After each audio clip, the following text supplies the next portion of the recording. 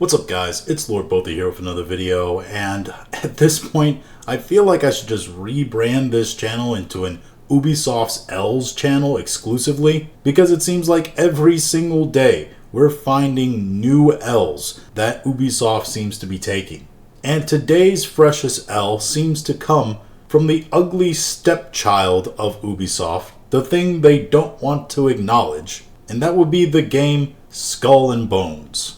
This comes to us from that Park Place, entitled Ubisoft allegedly spent between $650 and $850 million on its quadruple A game, Skull and Bones. Now, this information and rumor comes to us via Endymion once again, and his insiders that he claims to have spoken to from Ubisoft. Now again, I've said that Endymion is a pretty fair, reliable source of information. I would assume that he's done his due diligence in making sure these Ubisoft insiders are on the up and up. I've seen him on live streams, watched his videos, and he usually speaks with some semblance of knowledge on the subject, and seems like he's done his journalistic due diligence and research.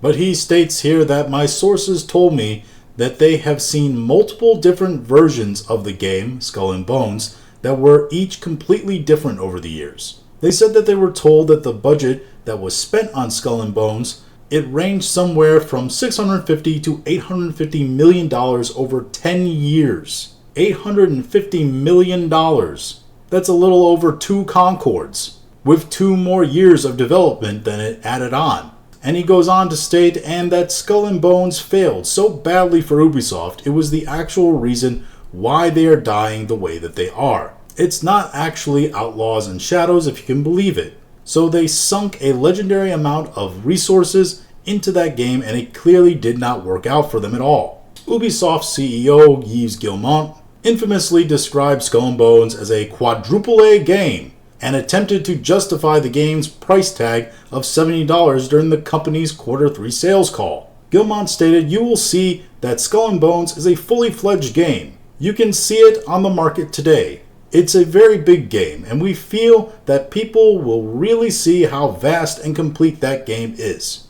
It's really full, AAA, quadruple A game that will deliver in the long run." That is an amazing statement. I feel like that statement needs to be read in like a Donald Trump voice. That's what that statement sounds like. I can hear it right now coming from that voice. "You will see that Skull and Bones is a fully fledged game. You can see it on the market today. It's a very big game, and we feel that the people will really see how vast and complete that game is. It's really full, AAA, quadruple A game that will deliver in the long run." So freaking stupid, man. Not just my shitty Trump impression, but this quadruple A game thing. Saying quadruple A game, I feel the same as Dr. Evil when he says $100 billion. It's just something like ridiculous to me. Following the game's release, and I think they're talking about specifically as an Xbox exclusive here, Tom Henderson at Insider Gaming reported that the game currently had around 850,000 players total at the time of writing, which included those who had opted to play the game with the 8-hour free trial provided by Ubisoft. In the same report, Henderson detailed that Ubisoft spent around $200 million on the game, and that it doesn't expect to make it back. So they were already writing this thing off as a failure at $200 million, which is, again, a ridiculous amount of money to spend on game development. And it turns out it was actually a whole lot more that they spent on it. Like, quadruple that amount. I guess they spend $200 million for every A in that quadruple A game, huh?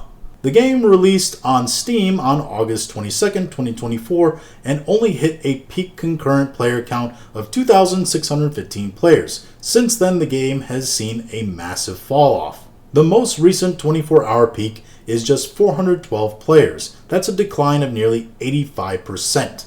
Let's go ahead and take a look at what it's at right now, shall we? So we're at 178 players right now. The peak of 412. Yeah, that's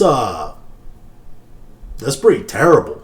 Let's go ahead and check something else, actually. So right now, Skull and Bones is just, and I mean just, beating out Suicide Squad Kill the Justice League, which has been on Steam a lot longer, and I personally think is a way more inferior game, and way more infuriating game, when you take into context what they do with all their characters in that game. But in terms of player counts, yeah, that makes this thing an outright disaster. That they're pulling Suicide Squad Kill the Justice League numbers in far less time as that game's been out. On Steam, that is. It's estimated that the game sold between 23,600 and 34,100 copies. For comparison, that is around the estimates of Firewalk Studios' Concord. Concord had an estimated Steam sale of 20,800 copies and 25,700 copies. So, yeah, wow.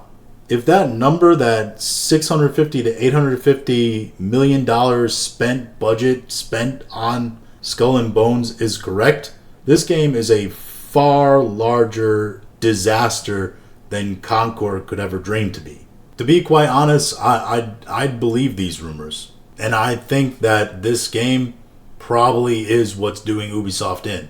Because they dumped so much money and so much resources into the development of Skull and Bones, which has no big existing IP attached to it, like Star Wars or Assassin's Creed, and it's been an unmitigated failure. And now the things that are supposed to work to prop up this potential failure are not working either. So that definitely makes sense as to why Ubisoft is pushing the panic button here. I just don't understand why they didn't at any point think, why don't we just cancel this thing? Or why don't we just take a loss? Why don't we make it free to play and chalk it full of microtransactions, skins, add-ons, etc.? Follow that kind of model, because it feels like the kind of game that should follow that kind of model. But it doesn't. It has a massive entry price. Were they that cash strapped up front that they needed the liquidity from the sale of Skull and Bones to finance projects? That doesn't make any sense. They got all that ESG money rolling in. You'd think they'd be able to cash some checks with that. You'd think that cover all the development costs they need. But apparently it doesn't. Maybe if they survive this crisis, which quite honestly I don't think they're going to at this point, they'll learn a valuable financial lesson from all this. But those are just my thoughts on the subject. If you have your own thoughts, go ahead and leave them in the comments. If you like this video, go ahead and like, share, and subscribe. If you didn't like this video, I appreciate you watching all of it, and we'll talk to you again later.